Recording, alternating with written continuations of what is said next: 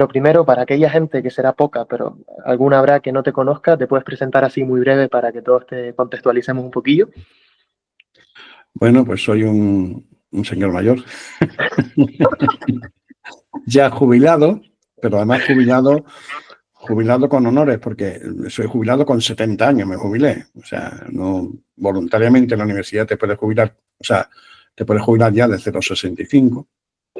Bueno, ahora creo que son 67, porque ha subido, pero bueno, con la edad de jubilación normal, pero los profesores de universidad y los jueces, y después ya algún otro funcionario que también se ha añadido a esta reivindicación, pues podemos quedarnos hasta los 70. Y yo, por supuesto, aproveché este último momento, porque yo nunca he trabajado. Yo no considero que lo que he hecho en la universidad haya sido trabajar. Trabajar es subirse a un andamio o recolectar frutos, ¿no? O estar arando la tierra, ¿no? Es decir, eso es trabajar. Es decir, eso es trabajar en el sentido de la Biblia, maldición divina.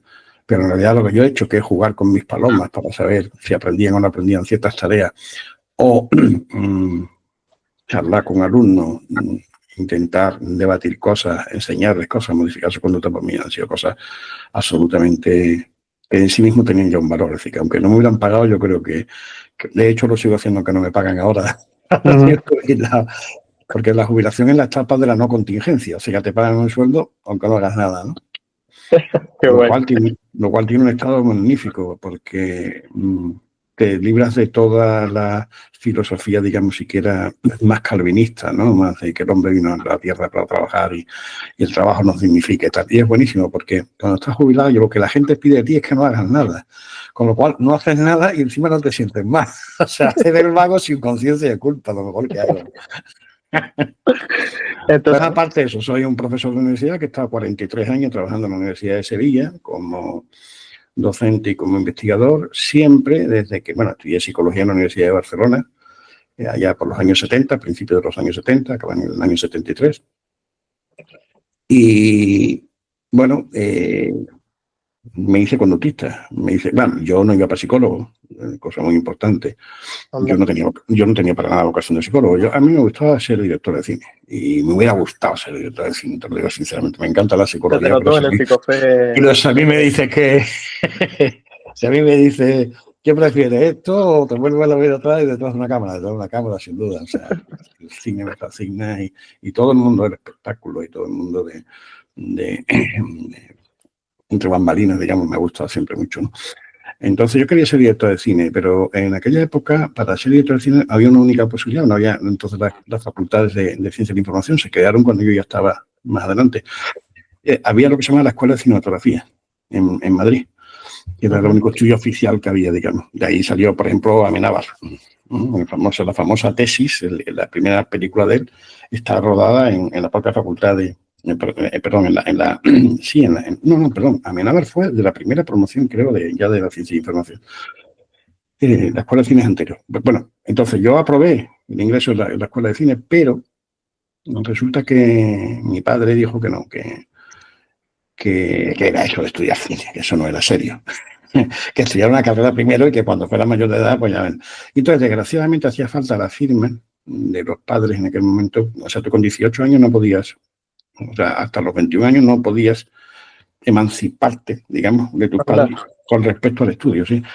Entonces, tenías que tener autorización. Bueno, en esta escuela lo pedían, o sea, que en la universidad, por ejemplo, no. Y entonces, bueno, yo había hecho el bachillerato de ciencias, había acabado hasta las narices de la ciencia. Yo siempre tuve intenciones artísticas y a mí siempre me ha gustado, como te digo, el cine y tal, la literatura, etcétera. Yo era un hombre de letras, pero con una formación de ciencia. Y entonces fue meterme en la... bueno, entonces yo dije, bueno, pues mientras me hago mayorcito ya como para poder hacer cine, voy a hacer filosofía y letras, que se llama entonces, humanidades. Y me metí en la Facultad de Filosofía y Letras, empecé a aborrecer las letras y empecé a darme cuenta que era una suma de opiniones que se contradecían unas a otras, pero sin ningún tipo de criterio, quizás porque me la daban muy mal. Quiero decir, es verdad que, por ejemplo, en historia sí descubrí algunas cosas interesantes. Un profesor que tuve allí, marxista, del materialismo dialéctico, nos explicaba la historia como lucha de clases y tal. Entonces tú ves, ahí había por lo menos un motivo, un leitmotiv. Y bueno, esto está organizado, ¿no? No es simplemente la narración de hechos uno detrás de otro, ¿no? Sí, tiene un sentido. Pero bueno, poco. Yo quedé muy fascinado de las letras y tal. Y bueno, y Yo lo que quería era adquirir cultura. Pues yo suponía que un director de cine tenía que ser culto y tenía que tener humanidades y tal. Y mis amigos les dio por hacer psicología. Mis mejores amigos les dio por hacer psicología. Y yo dije, bueno, pues voy a hacer psicología con ellos. Pues mira, Hicimos psicología, digo, me vendrá también bien ser psicólogo, pues un director de cine, los personajes, en fin, tú sabes. Esa concepción que tenemos de la psicología es muy curiosa antes de ser psicólogo, ¿no? Y bueno, ellos hicieron, o sea, se formó un grupo en Sevilla, estudiábamos en Sevilla, pero nos examinábamos en Barcelona, porque en Sevilla no existía entonces la carrera, nada más que existía en Madrid y en Barcelona. Y esto fue un curso autogestionado muy interesante. Algún día contaré en detalle, porque creo que en el pico y para, incluso entrevistaré a mis compañeros, porque eso es una experiencia muy, muy interesante de un grupo de alumnos que se autoorganizan para prepararse todas las asignaturas y examinarse al final de curso. Pero nosotros, por ejemplo, pagábamos a cada profesor una visita al año para que viniera a Sevilla y nos explicase toda la asignatura en un fin de semana. Entonces, lo traíamos un viernes, por ejemplo, a mediodía o por la tarde, nos daba ya clase toda la tarde del viernes, el sábado completo y el domingo se iba por la noche también. Pero claro, naturalmente, el sábado, después de haber estado todo el día reventado dándonos clases, después lo llevamos de juerga, lo llevamos los tablaos flamencos, etcétera. Es decir, nos hicimos muy famosos entre los profesores de psicología de Barcelona, de la Universidad de Barcelona, porque se preguntaban entre ellos, oye, ¿os han invitado ya los de Sevilla? qué guapo. Claro, unos tíos simpaticísimos y además están muy bien organizados y tal. Teníamos un aula para nosotros, es decir, que habíamos cogido en un colegio religioso que nos lo prestó gratuitamente. Teníamos un sistema para imprimir nuestros propios apuntes, etcétera. Fue una experiencia muy bonita. Y además con esta gente guardo todavía, con muchos de ellos, guardo todavía una magnífica relación. Y 7, 8, el grupo más nuclear de aquel grupo, seguimos viéndonos todos los años y comiendo varias veces al año, ¿no? Qué guay. Amigos y amigas muy, muy, muy íntimos, ¿no? Entonces, bueno, en esto estamos, claro, y empecé, y yo empecé a estudiar psicología, pero tuve inmensa suerte.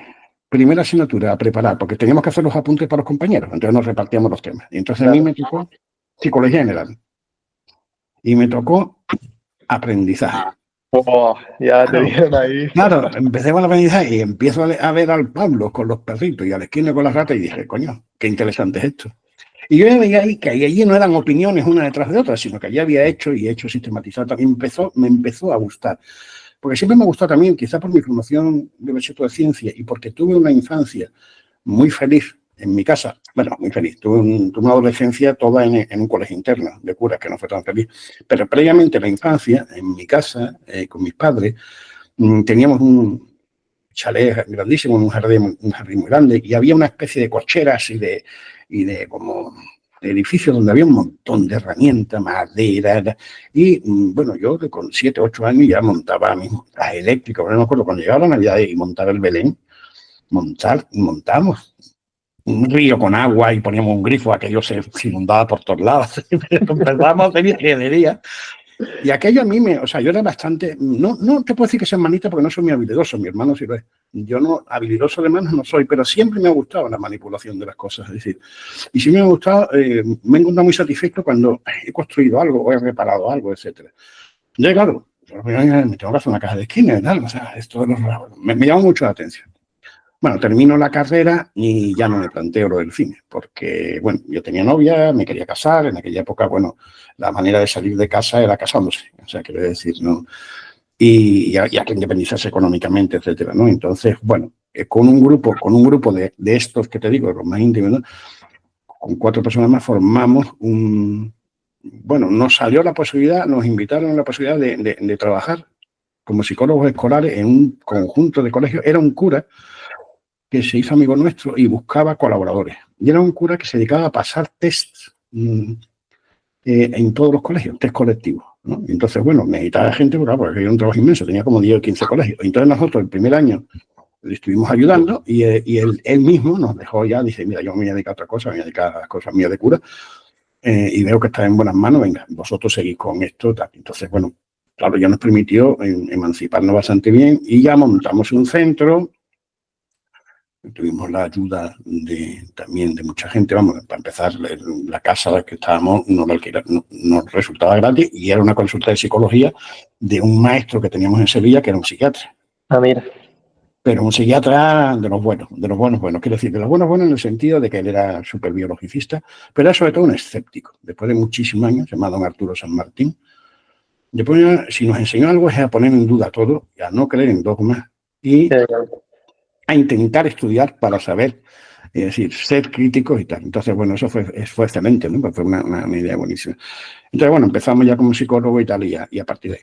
Y bueno, aprovechando que uno de los más recalcitrantes había ido a la mili, el resto, dos, se fueron dos, o tres en aquella época. Bueno, nos quedamos, Rafa y yo, y los dos decidimos que aquello no era el centro, porque aquello se llamaba el Centro de Psicología Aplicada, que aquello se iba a llamar a partir de entonces el Centro de Estudios del Comportamiento, y que allí el paradigma oficial iba a ser el conductismo.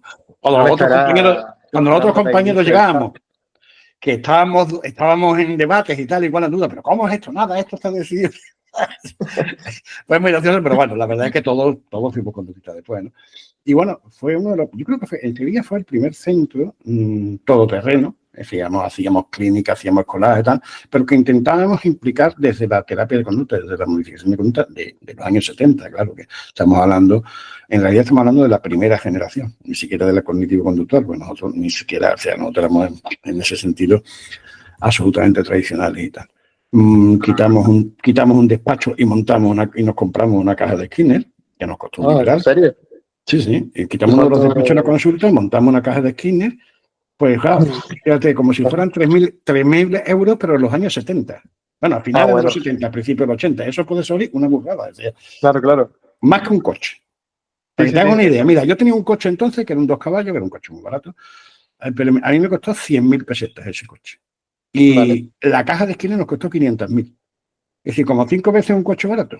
De ahora. Okay. O sea, estamos hablando de mucho dinero. Por supuesto con un préstamo, por supuesto pagando el préstamo religiosamente, etcétera, ¿no?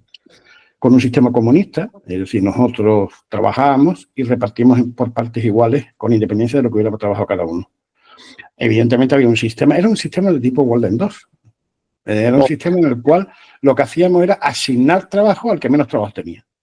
Entonces, por ejemplo, nos salía un colegio nuevo. Vamos a ver, ¿tú qué tienes? ¿Tantas horas de trabajo? ¿Tantas horas? ¿Quién es el que menos tiene horas? Pues venga, a ti te toca este colegio. A lo mejor, al coger ese colegio pasaba a ser el primero, da igual. Él se ponía a hacer esto y el siguiente. O sea, estábamos en cola, las consultas exactamente igual. Es decir, que, oye, llega otro cliente, pues venga, te lo asignamos a ti que menos horas tiene, etcétera. O sea, íbamos intentando igualar en horas, pero no al segundo, sino. Y repartimos beneficios por partes iguales. Y así nos mantuvimos bastante unidos y bastante bien durante mucho tiempo. Teníamos contingencias curiosas, por ejemplo, cuando hacíamos reuniones, no hacíamos lo como se hace ahora, en primera convocatoria, segunda convocatoria, no. A las 10, por ejemplo, la mañana. A las 10 se empezaba. Y si nada más que había un tipo, decidía sobre los demás, callaba, decir, oye, ¿y pasó alguna vez? Decía, alguien que llegó tarde, oye, ya hemos votado. Y esto tal. Y ahora había 2 de los 5. Entonces, esto naturalmente reforzaba que íbamos a las reuniones siempre y llegábamos puntuales, etcétera. Decía una técnica muy conductual y tal. Después el sistema, curiosamente, en algunas cosas tenían que ser por unanimidad, por ejemplo, el sistema de tal. Es decir, fue una experiencia muy bonita, compartida. También te voy a contar una vez la historia del Centro de Estudio del Comportamiento. Y bueno, y de pronto se crea la Facultad de Psicología de Sevilla.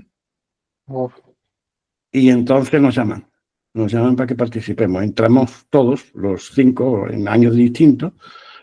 Tuvimos que hacer la tesina, que es como si fuera el grado, o sea, el TFG. Entonces había que hacerlo, no era obligatorio para tener el título, pero para la universidad sí era fundamental. Entonces la hicimos, entramos y ya nos quedamos allí. Entonces yo ya me pasé allí 43 años. Recuerdo el primer año, cuando a mí me contratan en octubre y hasta diciembre no me pagan. Sueldo. Pero además ibas al rectorado a decir, bueno, pero ¿qué pasa con mi sueldo? Y te decían, bueno, usted puede pedir si quiere un anticipo. Digo, ¿cómo que un anticipo? Será un posticipo, ¿no? Si tiene usted que pagar en octubre, estamos en noviembre, no me llega un anticipo. La importancia de las reglas verbales, ¿eh? Sí, un anticipo. Y bueno, era una cosa caótica, para que te hagas una idea. Éramos 40 profesores o 30 y tantos profesores para toda la facultad y teníamos un despacho. Entonces, ¿para todos? Sí, para todos. Entonces, dábamos clase y nos íbamos. O dábamos clase y teníamos unas horas de consulta donde ocupábamos el despacho, pero que además era un despacho con 4 mesas, donde había 4 profesores, cada uno, imagínate, acabando consultas a cada uno. Es decir, un sistema lamentabilísimo. Pero, fíjate, por otro lado, no éramos conscientes de que teníamos que hacer currículum, de que teníamos que hacer la tesis, de que teníamos que publicar, de que había que hacer impacto. Es decir, básicamente y fundamentalmente lo que éramos muy conscientes de que había que sacar aquello adelante. Claro. Y entonces fuimos probablemente gente mucho más vocacional, no porque fuéramos, sino las contingencias hicieron que nosotros fuéramos posiblemente mucho más vocacionales que lo que yo veo ahora, ¿no? Es decir, que los chavales entran, si escogen la línea de decir voy a entrar en una becaria, tal, voy a entrar en, venga, a hacer currículum, hacer currículum, hacer currículum. Claro, la docencia es un estorbo. Yeah. Dar clase es la mejor forma que tienes, vamos, dar clase, preparártelas, ser innovador pedagógicamente, eso no te lo valoran en un currículum. Entonces, eso es perder el tiempo para tu propio crecimiento personal, ¿no? Entonces, claro, los buenos profesores de la universidad salen a pesar de las contingencias que existen. Y bueno, me he enrollado muchísimo, ¿verdad? La primera pregunta, pero bueno, ese soy yo más o menos. Entonces, me jubilé hace 2 años. Yo estaba asustadísimo ya por ir al final de mi vida profesional. Yo estaba asustadísimo con la jubilación. Oye, ¿qué hago? Yo toda mi vida he disfrutado muchísimo de dar clases y de hacer experimentos en el laboratorio. Ahora no voy a tener ni una cosa ni otra, porque el laboratorio además se cerró 4 o 5 años antes de yo de jubilarme. Se cerró la parte de palomas, la parte conductual, que era un poco donde yo trabajaba. Sigue habiendo un laboratorio muy importante en Sevilla de conducta animal con ratas y sigue trabajando mucha gente, más en una orientación más asociacionista, si quieres, biologicista, condicionamiento clásico, etcétera. Se trabaja muy bien.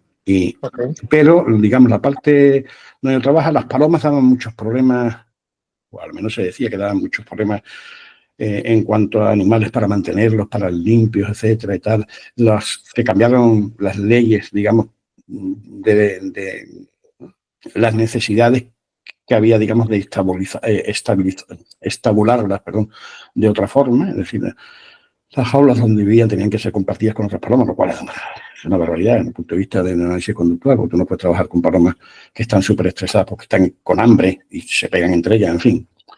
Que al final había que escribir demasiados papeles, había que hacer demasiada burocracia y yo y otro compañero nos jubilamos a los 2 años.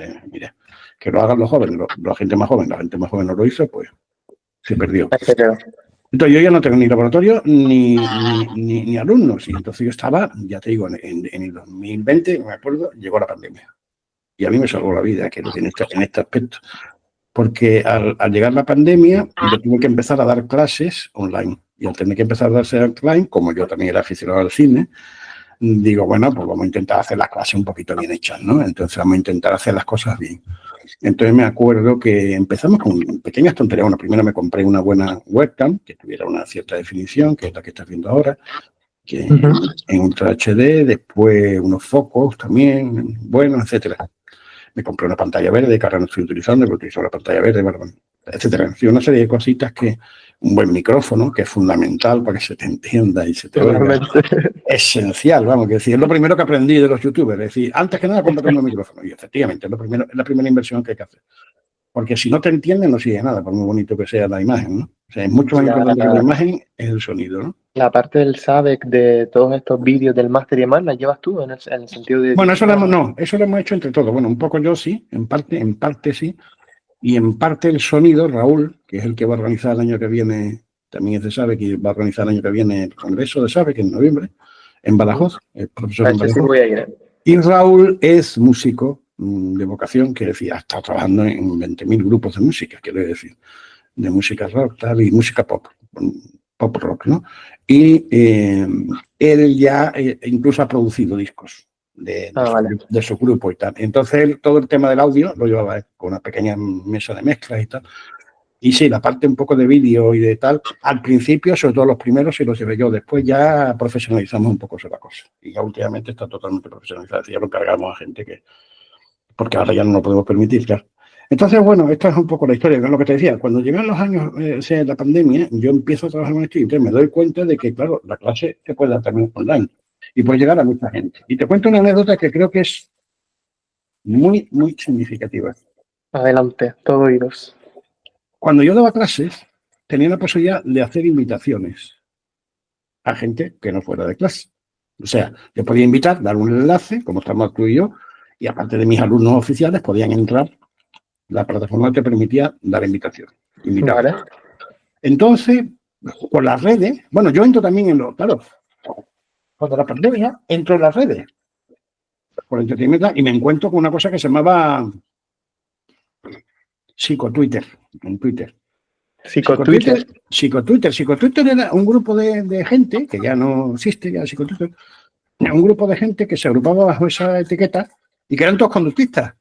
Y pelones total. Claro, yo llegué allí y digo, joder, esto es magnífico, esto es maravilloso, sí. Entonces, bueno, hacíamos muchas veces de hater cuando la gente empezó a llegar algún mentalista, pobre. Pero bueno, fue muy bueno. Y entonces empezó mucha gente en la pandemia a leer, ¿no? No tiene otra cosa que hacer y tal, y a empezar a preguntar. Y empezó mucha gente que en aquellos años 2020, cuando en el confinamiento, descubrió el conductismo a través de las redes sociales. Es curiosísimo, ¿no? Estaba, yo sé, gente como Ramón Nogueras, ¿no? Por ejemplo, que era bastante presente allí. Había muchísima gente, mucha gente de ITEMA, de ITEMA de Madrid, etcétera, ¿no? Y bueno, y allí debatíamos, discutíamos, aclarábamos, aconsejábamos lectura. Y entonces, como te digo, hubo muchos estudiantes que de pronto descubrió el conductismo, más allá de los de Sevilla, que ya lo habían descubierto, o los de Almería, o los de Oviedo, ¿no?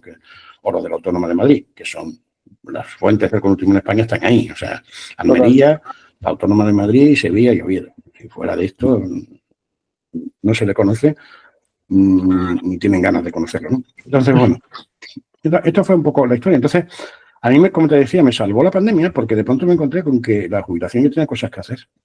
Entonces fue cuando creé el canal de Pico y Pala en YouTube. Lo primero que hice fue una serie de grabaciones. Bueno, lo primero que planteé, ¿cómo le explico yo a la gente normal? Pues al principio yo no pensaba hacer un canal para los psicólogos, sino para gente. ¿Cómo le explico yo a la gente las posibles consecuencias del confinamiento? Pero voy a intentar explicarlo desde lo que yo soy un psicólogo básico, yo no soy un psicólogo clínico y tal. Entonces, lo que me voy a intentar decir, bueno, aquí puede pasar. Entonces, empecé a explicar lo que me planteé es qué pasaría con una rata o con una paloma si yo la confino. Ostras. Entonces, claro, entonces, ¿qué le pasaría? Pues muchas cosas. Les pasa, por ejemplo, que por un lado les restringen su conducta, con lo cual van a aparecer, en el momento en que haya posibilidad de salir, van a aparecer conductas adjuntivas, conductas de tipo adjuntivo. Después van a aparecer problemas de que tú restringes los reforzadores, con lo cual van a empezar a aparecer otras cosas que van a adquirir poderes reforzantes, etc. Hice un análisis así y me salió un vídeo que lo tengo en el canal, yo creo que es el más visitado de todos, y era consecuencias del confinamiento. Y después cuando se empezó a dar libertad y la gente se empezó a cabrear porque la gente ya sale y no se pone mascarilla, cuando pues entonces hice otro sobre el desconfinamiento, es decir, qué pasa ahora cuando salimos después de una operación de establecimiento, de privación, etcétera. Entonces fui contando también, todo esto contado con experimentos de laboratorio animal. Qué guay. ¿No? Y entonces esto, bueno, pues a mucha gente, me consta, gente que no era psicóloga, me felicitaba porque decía, hombre, ya he visto un psicólogo totalmente diferente a lo que es habitual. Los psicólogos solemos hacer muchas veces, pontificamos o decimos, esto pasa tal, te va a pasar esto, te va a pasar otro, pero no explicamos por qué. Y aquí hay un señor que de alguna forma se iba a una ciencia muy básica, que con las ratitas y tal, explicaba el por qué podía pasar esto. Y después, claro, lo más fundamental, no tiene por qué pasarte. Es decir, no tiene por qué ser patologizador en una situación. Eso depende, entre otras cosas, también de tus disposicionales. Es decir, hasta qué punto tu historia te predispone también para aquello, ¿no? Y tus condiciones y tal. Y bueno, eso es un poquito, ya te dije que yo me enrollaba, ¿eh?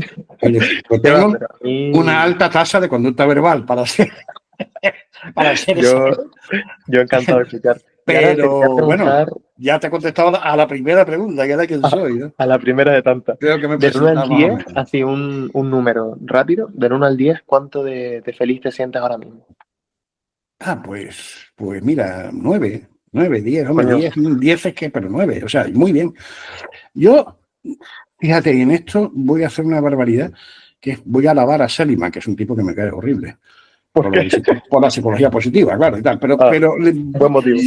Hay algo de verdad en que hay personas que somos, y yo tengo la suerte, esencialmente optimistas. Es decir, yo sí creo que hay algo, desde que nací, Evidentemente las contingencias son muy importantes. Como te dije, yo tuve una infancia feliz, muy feliz, una familia con la que yo, mi padre y mi madre los adoraba y ellos me adoraban y me lo demostraban a diario.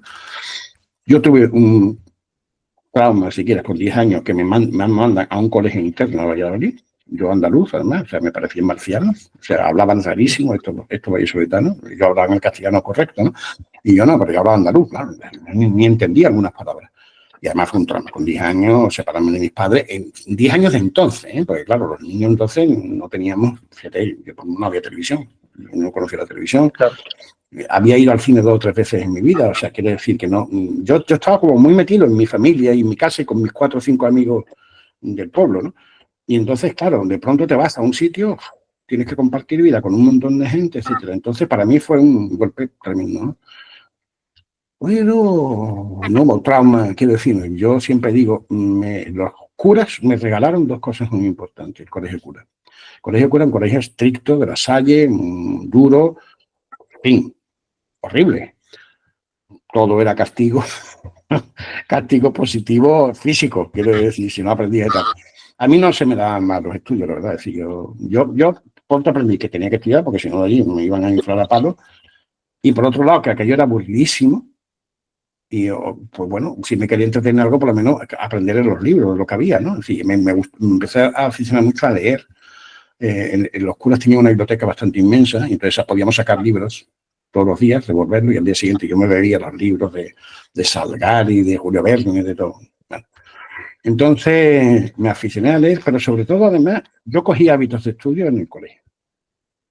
Por la vía del castigo positivo y el reforzamiento negativo, es decir, muy mal, todo muy aversivo. Pero yo aprendí en el colegio, digamos, a poner los codos, porque como no pongas los codos te va a caer una buena, ¿no? Y tal. Yo si no hubiera sido una persona muy dispersa y tal, ahí aprendí una cierta disciplina en el sentido de organización y tal. Y después, otra segunda cosa es que aprendí a odiar a los curas.